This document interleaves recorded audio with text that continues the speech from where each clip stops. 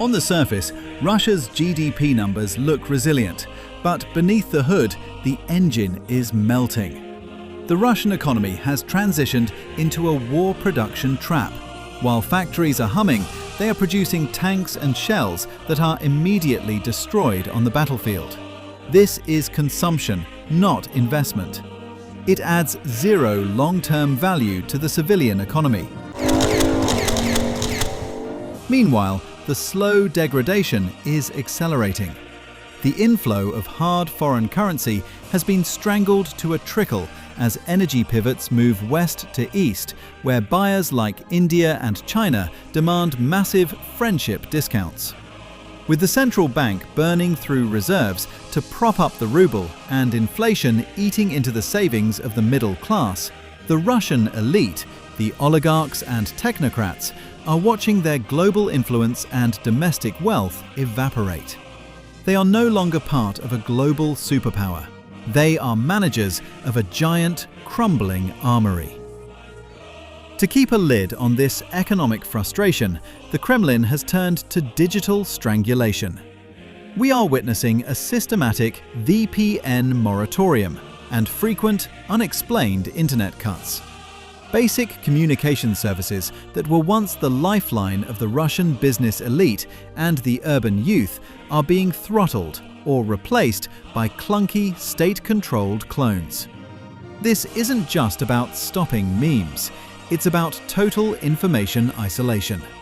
By cutting off the global net, the regime is trying to prevent the coordination of dissent. But for the elites, this digital Iron Curtain is a final insult. It signals that Russia is no longer a modern European state, but a closed, paranoid autocracy where even the wealthy are stripped of the tools of the 21st century.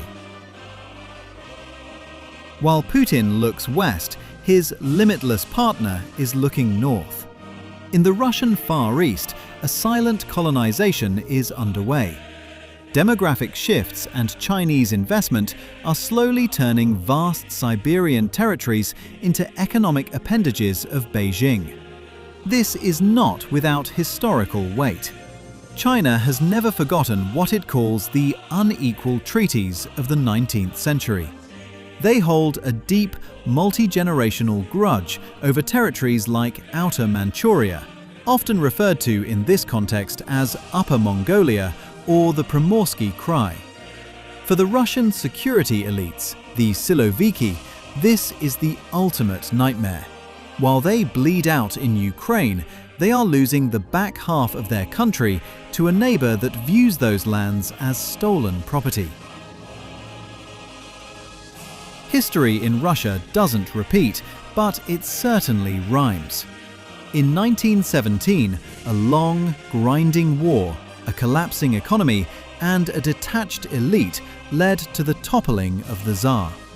In 1991, economic stagnation and a lost sense of purpose led to the sudden evaporation of the Soviet Union. Current conditions are creating a perfect storm.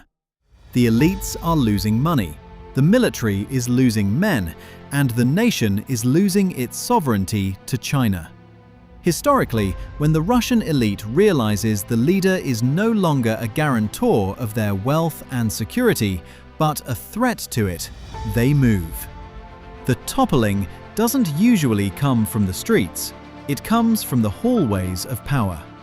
As the rot deepens, Putin may find that his greatest enemy isn't in Kyiv or Washington, but sitting at the other end of his very long table.